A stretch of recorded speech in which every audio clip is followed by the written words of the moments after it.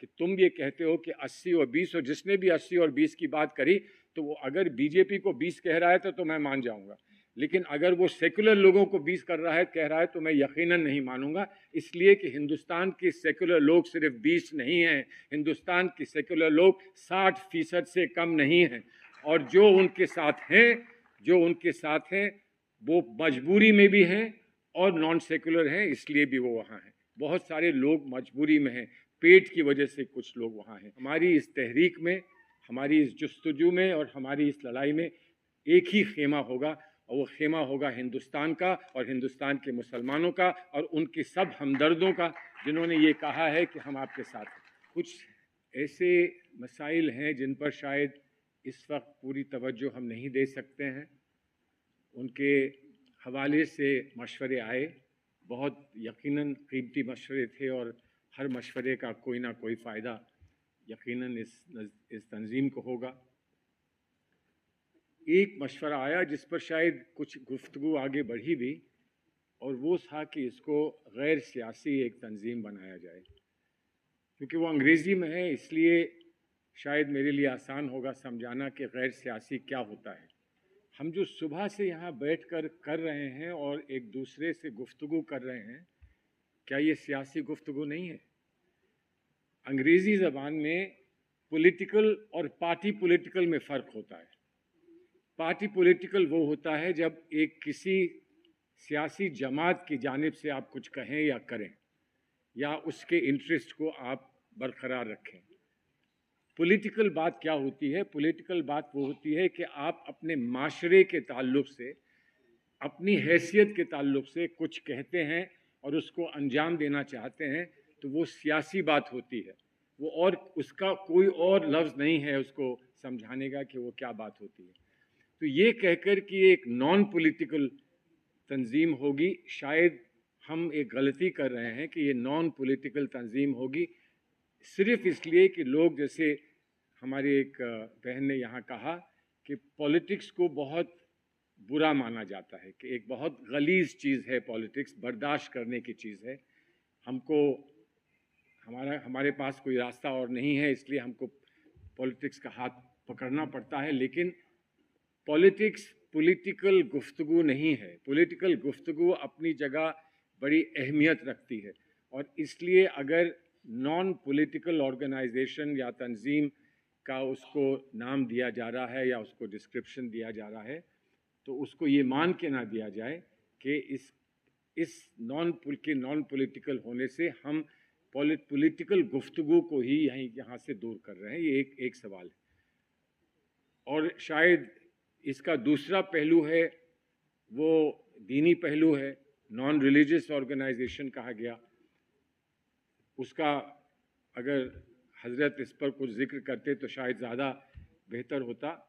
लेकिन एक मुसलमान का, और मुझे उम्मीद है कि औरों के लिए भी ऐसा ही होगा, एक मुसलमान के लिए दीन से जो रिश्ता होता है उसको आप कहीं भी अलग नहीं कर सकते।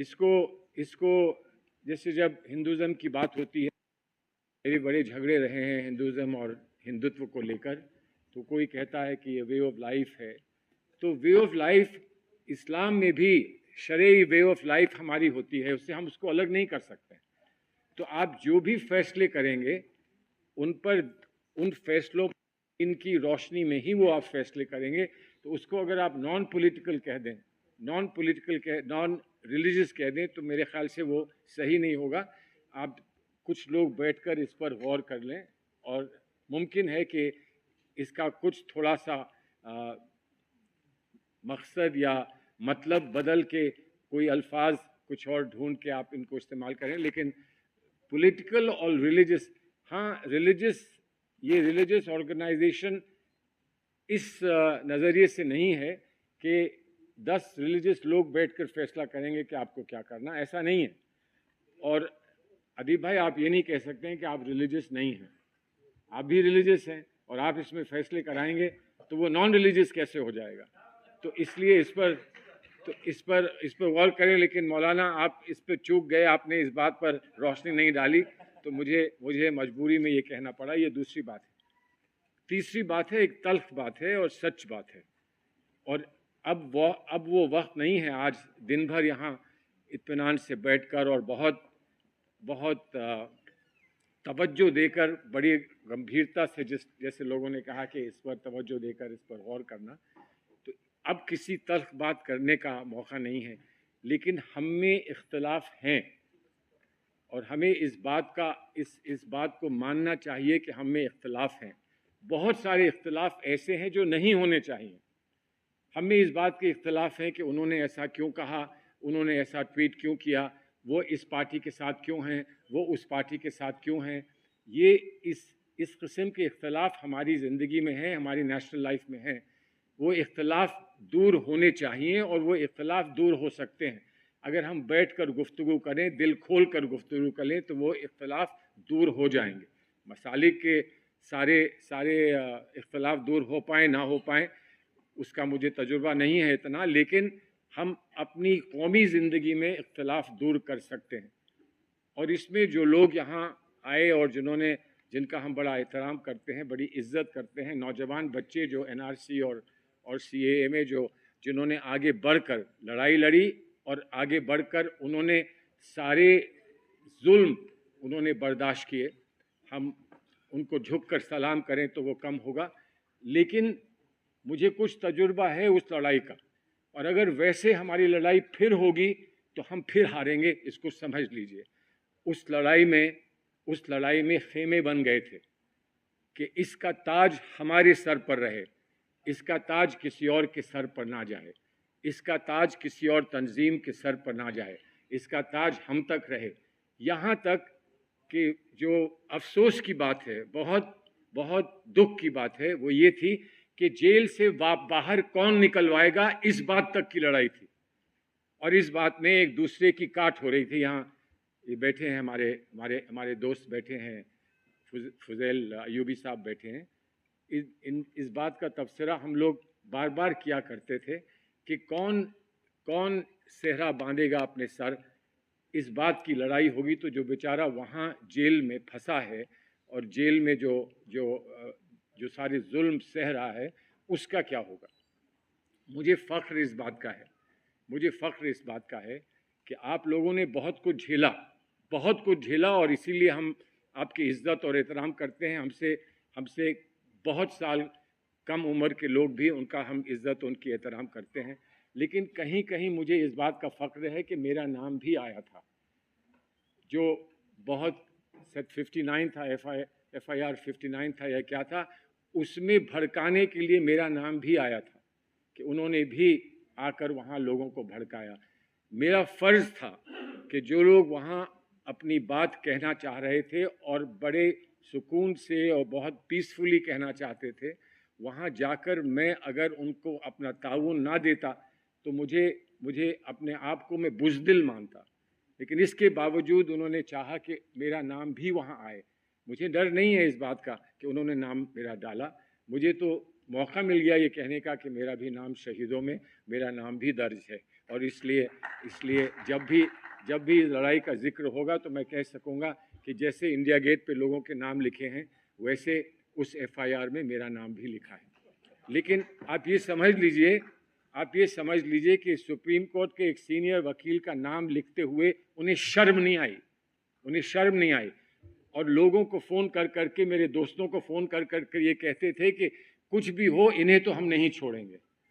اور میں نے ان سے یہی جواب کہا تھا جب بیچاروں نے ہمدردی میں مجھے فون کر کے یہ کہا کہ تھوڑے سے یار خیال رکھ لو اپنا، کسی طرح سے بات چیت کر لو، تو میں نے یہ کہا تھا کہ ان سے یہ کہہ دینا کہ وہ چلے آئیں، اور جہاں سے مجھے پک اپ کرنا چاہتے ہیں، گھر سے لینا چاہتے ہیں، دفتر سے لینا چاہتے ہیں، یا سپریم کورٹ سے آ کے لینا چاہتے ہیں، اگر ہمت ہو تو مجھے وہاں سے آ کر اٹھا لیں۔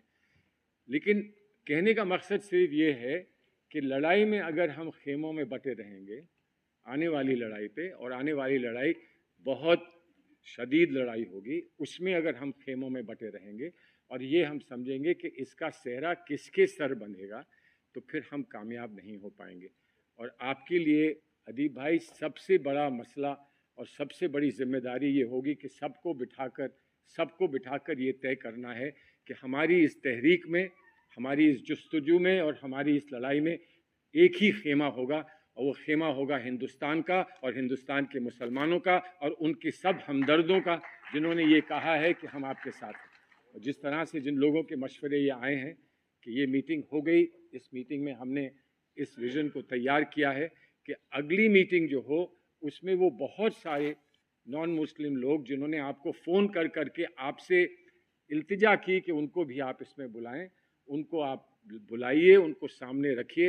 اور ہم کو وہ ہماری طرف سے وہ ہندوستان کو یہ تحفہ ہوگا کہ تم یہ کہتے ہو کہ 80 اور 20, اور جس نے بھی 80 اور 20 کی بات کری تو وہ اگر بی جے پی کو 20 کہہ رہا ہے تو میں مان جاؤں گا, لیکن اگر وہ سیکولر لوگوں کو 20 کہہ رہا ہے تو میں یقیناً نہیں مانوں گا, اس لیے کہ ہندوستان کے سیکولر لوگ صرف 20 نہیں ہیں, ہندوستان کے سیکولر لوگ 60% سے کم نہیں ہیں.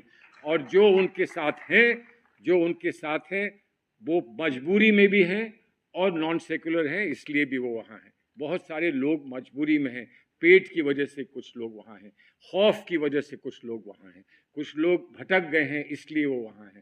اور اگر آپ یہ سمجھتے ہیں کہ آپ کو یہ اس مہم کو انجام تک پہنچانا ہے اور آپ کو اس لڑائی کو جیتنا ہے, جیسے ہماری بہن نے کہا, لکھنؤ سے آئی ہماری بہن نے کہا کہ اس لڑائی کو ہم جیتیں گے, تو اگر ہمیں اس لڑائی کو جیتنا ہے تو ایسا ماننا کہ کسی کے ساتھ 80% لوگ ہیں غلط ہوگا.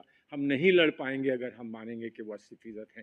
اگر وہ 80% ہوتے تو مان کر ہماری جو تجاویز ہے وہ کچھ اور ہوتی, لیکن آج وہ 80% نہیں ہیں.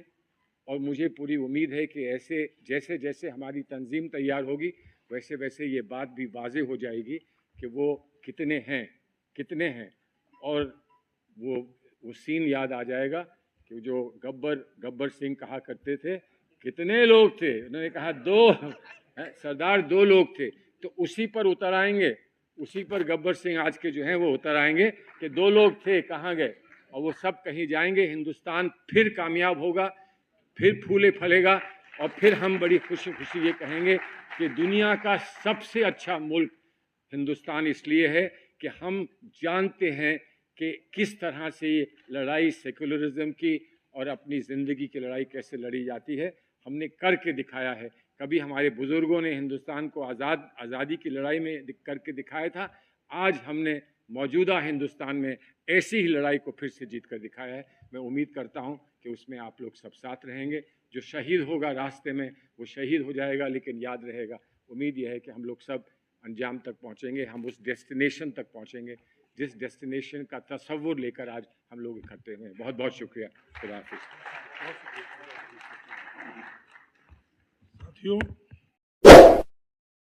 Subscribe now and press the bell icon. Never miss an update.